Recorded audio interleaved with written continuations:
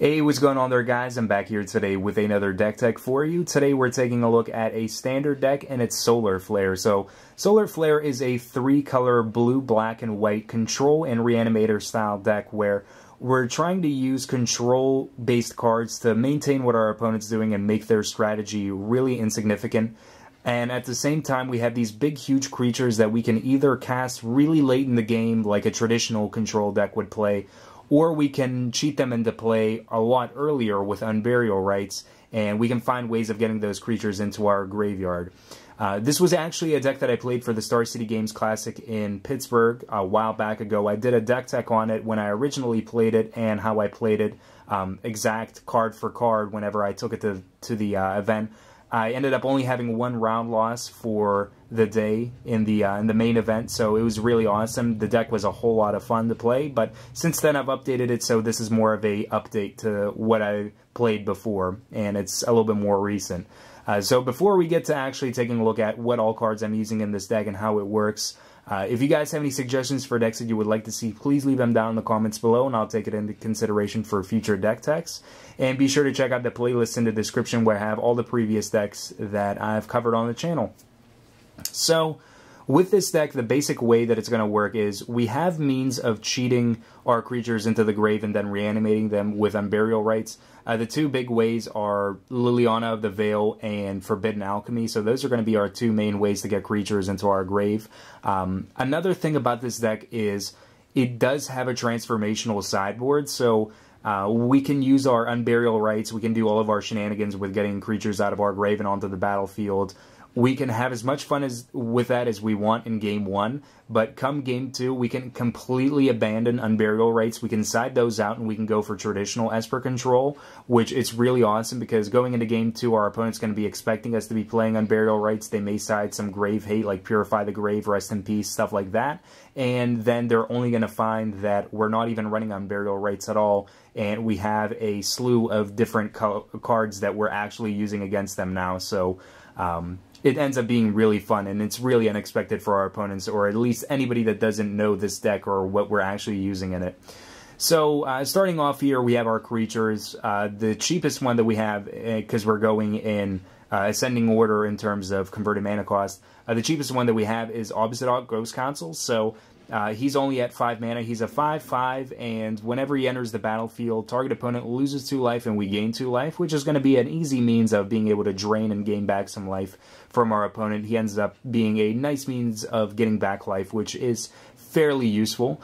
At the beginning of our end step, we can exile him, and then we return him to the battlefield under our control at the beginning of our next upkeep, and he has haste so he can swing in, and then we can keep on exiling him and bringing him back, and he can just end up like dealing a huge amount of damage, but the biggest thing is just gaining back life off of him.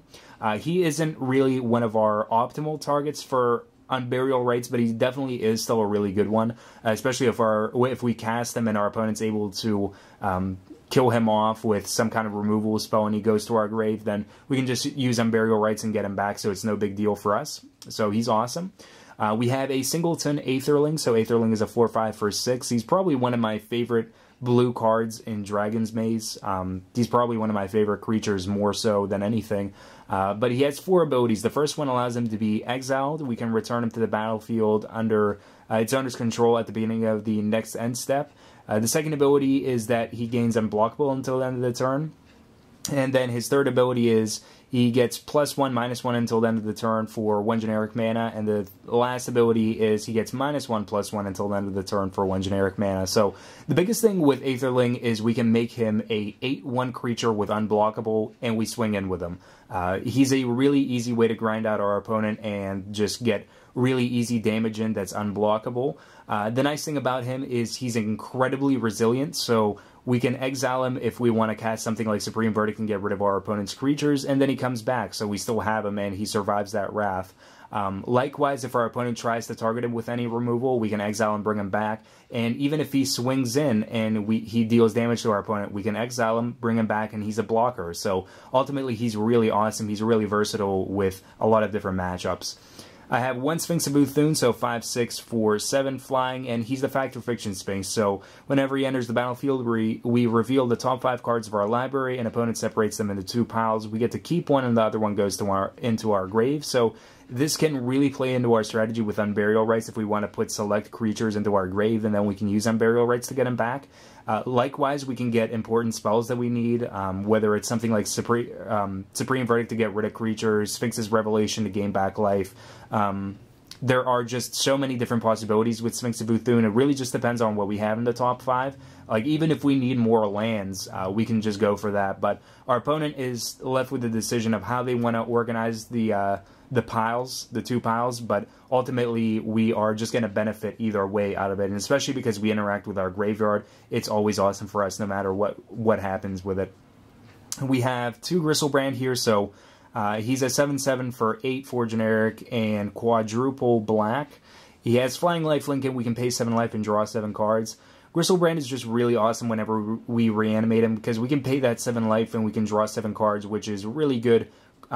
Card advantage is really awesome, especially when you're playing control or pseudo-control decks. So being able to have that huge outlet to gain back or draw a whole lot of cards, and also be able to gain back life off of him whenever he swings, is really awesome. Your opponent has to deal with him. He is just putting pressure on the board, and if your opponent is focused on him and they're trying to get rid of him rather than trying to play around our overall strategy, it just leaves us some outs to be able to build up another reanimation for another creature, or be able to reanimate Griselbrand again and ultimately just trump our opponent. So the biggest thing about him is just being able to draw 7 cards and fill our hand back up.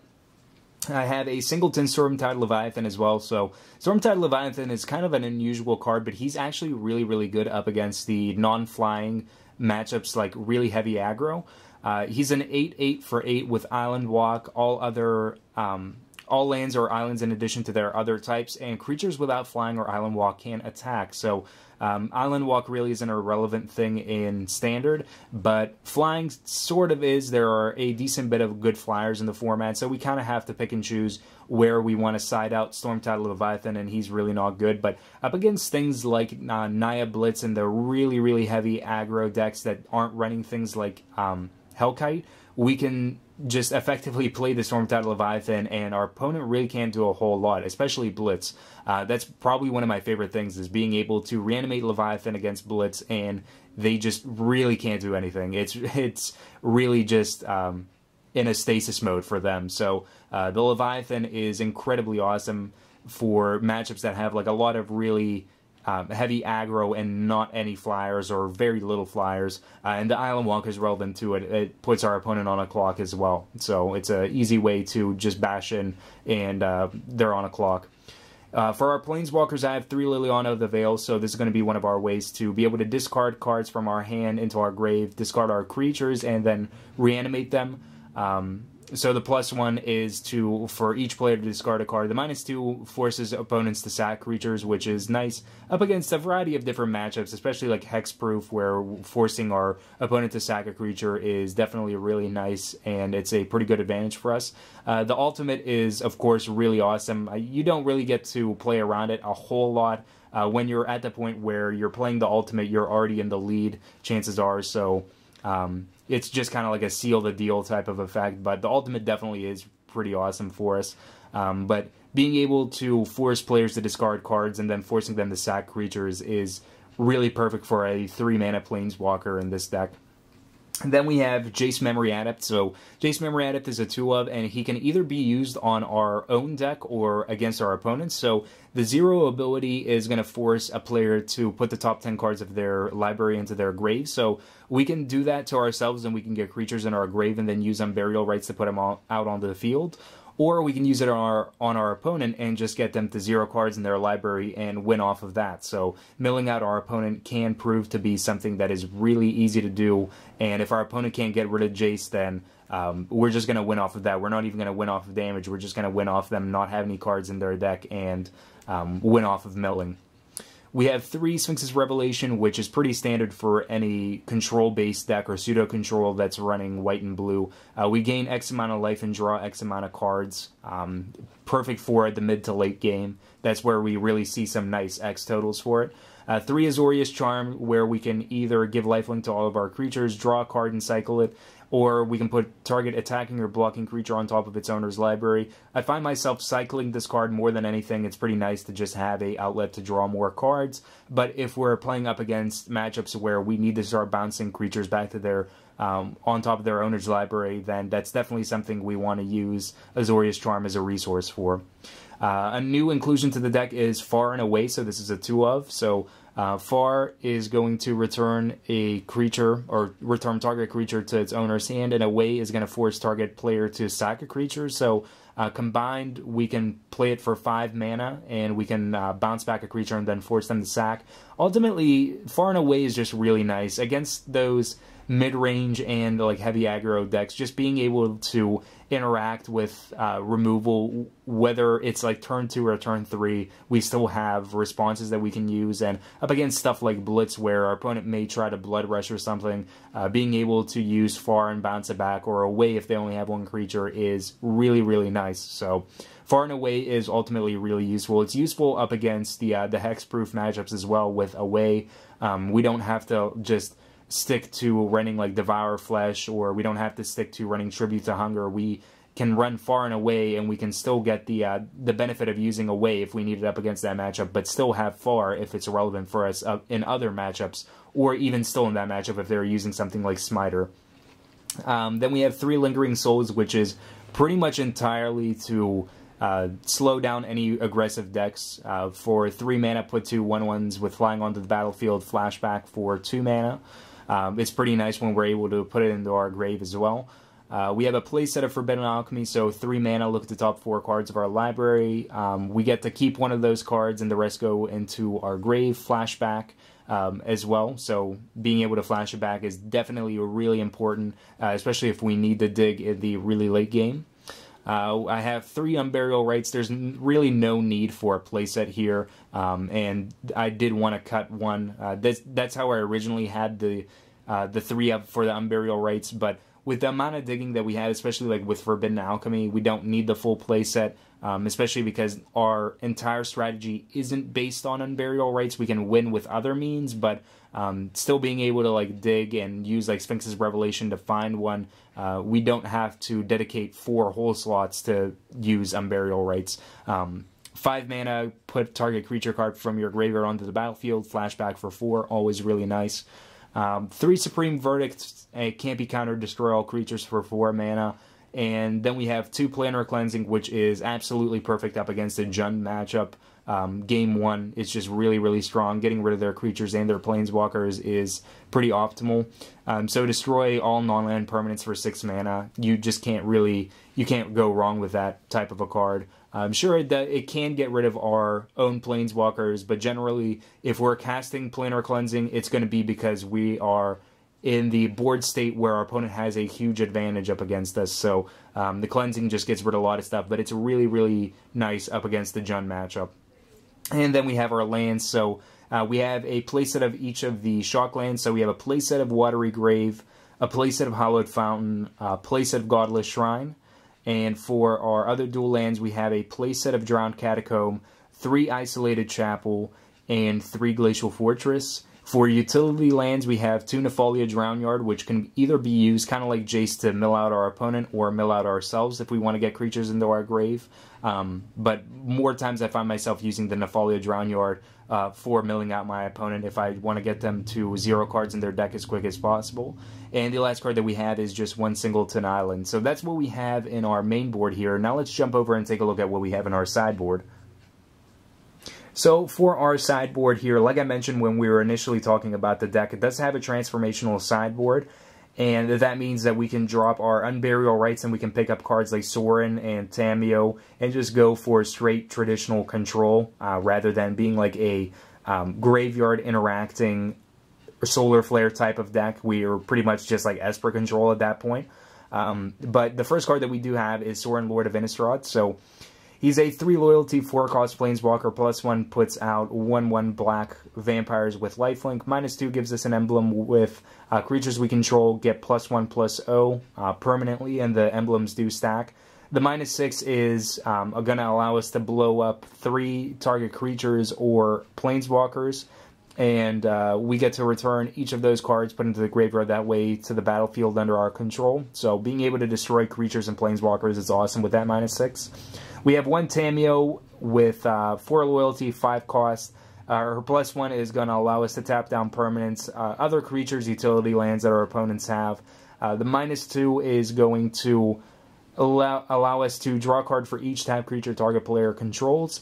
And the -8 gives us an emblem where we don't have a maximum hand size, and whenever a card is put into our graveyard from anywhere, we can return it to our hand. So if we want to use like Jace to mill ourselves, it's going to be like, oh, well, we just draw 10 off of Jace. We do have to reveal the cards because they're still hitting the graveyard, and then it's a replacement effect where instead of going to the graveyard, they're just going to be going to our hand. But at the same time, being able to like draw 10 off of that or draw 3 off of Nephalia Drownyard is pretty nice. But ultimately, when we're at the point where we have the emblem, we're just able to use like counters on all of our opponent's things and not really have to worry about a whole lot, or be able to use removal spells like Supreme Verdict over and over again when our opponent's just flooding the board with creatures if we're up against aggro. I have 2 Negate, so Negate is going to allow us to counter non-creature spells for 2 mana, and this is effective against control flash variants where they are really non-creature heavy, and mid-range decks where they're really non-creature heavy. Dissipate is a little bit more well-rounded because it's a hard counter for just everything. It's not a soft counter like Negate where it has a drawback to it where it can only counter non-creature spells. Dissipate is just counter any target spell as long as it's counterable. And if the spell is countered that way, exile it instead of putting it into its owner's graveyard, which can play off of not allowing other decks to interact with their graveyard. If we're countering a card that has a flashback ability, or if we're countering a creature that our opponent can use, like Unburial Rites or Angel of Serenity to get back. So Dissipate is just kind of like the kill-all for that spell that exiles it, and we don't have to worry about it.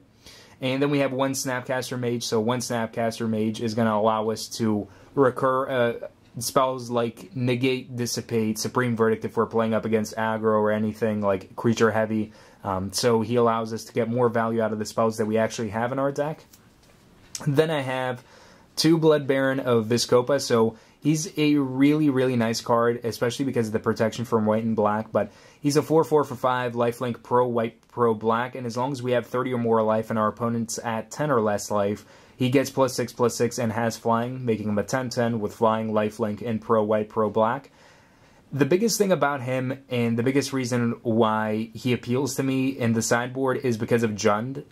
Not having him be removed by a variety of different things that our opponents have, like Putrefy and any black removal that Jund may have. It's not going to be good enough. It's not going to get rid of Blood Baron. Sure, there's things like Mizium Mortars that's going to get rid of him, but chances are that like Jund isn't going to be playing like a full play set up against us, especially not game 2. They're definitely not going to be playing a play set or like 2 or maybe not even 1. They might side out their Mizium Mortars entirely because it might not be as effective against us. So the Blood Baron ends up being nice because it has pro black up against Jund.